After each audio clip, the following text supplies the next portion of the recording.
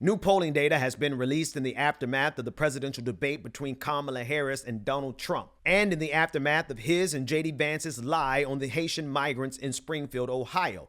And it appears as though Donald Trump has finally jumped the shark with a growing subset of white American voters. First up is the Morning Consult poll that was just released this morning, showing that Kamala Harris has a commanding 6-point lead over Donald Trump with all likely voters. This is devastating news for Donald Trump, including the fact that 6% of registered Republicans are voting for Kamala Harris, and 5% of Donald Trump voters in 2020 are also voting for Kamala Harris. Harris is also winning 47% of independent voters. And again, this comes after the American people got a chance to see for the first time the juxtaposition of Kamala Harris and Donald Trump on the same stage in what became a very clear contrast for anyone who is willing to admit that Donald Trump is simply unpresidential. But the news gets much worse for Donald Trump. In the state of Iowa, where in 2020, Donald Trump beat President Biden by a commanding 18-point deficit, Kamala Harris is now within only 4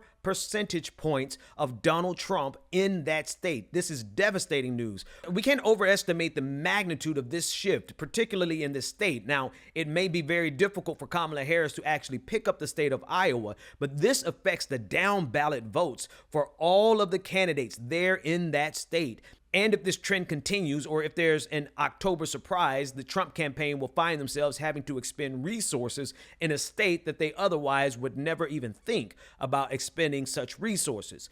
But it gets worse. A new ABC Ipsos poll shows that 45% of white Americans now support Kamala Harris. And while this is not the majority of white Americans, as pollster Cornell Belcher pointed out on Twitter, that if this 45% holds, it would be greater white support than any Democratic president has gotten since 1976. So this has been a devastating week for Donald Trump. It turns out that while many of these Republican and white voters stood by Donald Trump's side for years, they have finally gotten to the point where they said enough is enough. They do not want to be associated with Make America Great Again any longer. They do not believe that Donald Trump is presidential, and they do not believe that he should be anywhere near the White House. And while it has taken them a while, there's been plenty of issues along the way that should have deterred anyone from supporting Donald Trump.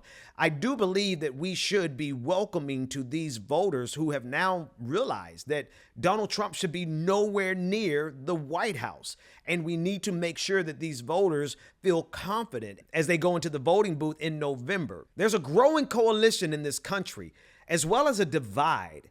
But I'm confident that that coalition that is growing is greater than the division. And here's what I mean. The divide in this country is a very clear-cut line.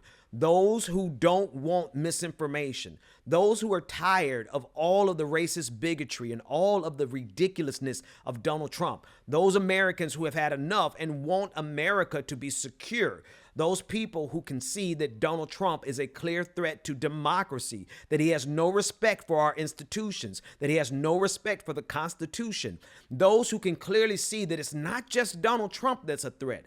It's the entire infrastructure around him. It's Project 2025. All of those people who want to fundamentally change the nature of the United States of America and not change it for the better, but they want to change it into something that's unrecognizable. They have clearly stated that their intention is to undo democracy. And while it took these voters a very long time to get here, perhaps it is the embarrassment that they felt last week that ultimately pushed them over the hump, that they finally saw when Donald Trump stood side by side with Kamala Harris, that Donald Trump is not presidential, and that Donald Trump is in fact a very spoiled man-child who is incapable of controlling his impulses, who's incapable of thinking about anything other than his ego. And if I were to be perfectly honest, it doesn't really matter what the final straw that broke the camel's back was for all of these white voters and all of these Republican voters who are coming over to the Harris campaign. It doesn't matter. All that matters is that we do what must be done to preserve this democracy.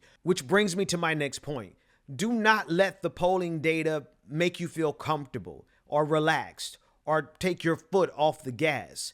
We must push all the way through, not only to election day, but all the way through inauguration to ensure that we secure the victory, not just for Kamala Harris, but for America, for democracy. It's genuinely about preserving democracy. It's about stopping a movement that is not satisfied with a peaceful transfer of power. They're not satisfied with sharing power at all. They're absolutists. They are totalitarian. They want and demand that everyone follow their dear leader. They don't care that he lies. They don't care that J.D. Vance got on television and admitted that he lies. They don't. In fact, they embrace the lies. They demand the lies.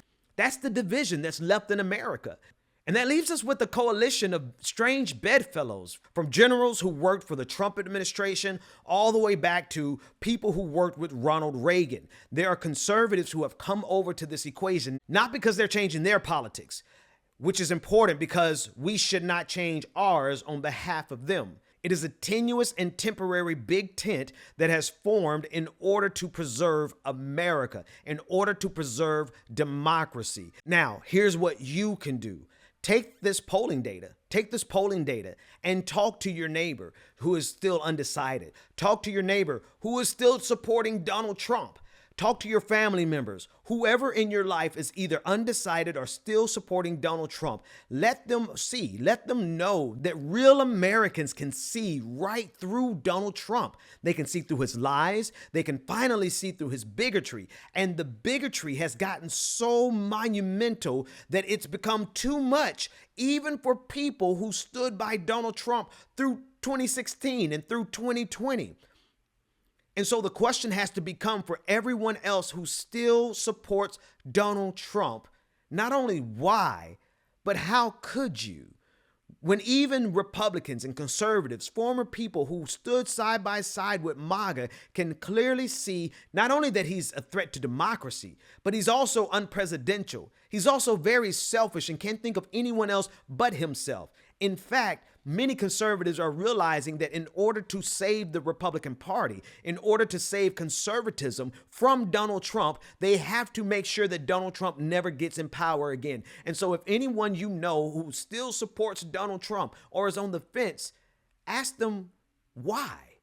When lifelong Republicans, lifelong conservatives, people who were proudly make America great again, can finally see through the deception that is Donald Trump. Be sure to share, like, and subscribe to this channel, Really American, where we're doing our part to ensure that American democracy can survive this MAGA moment.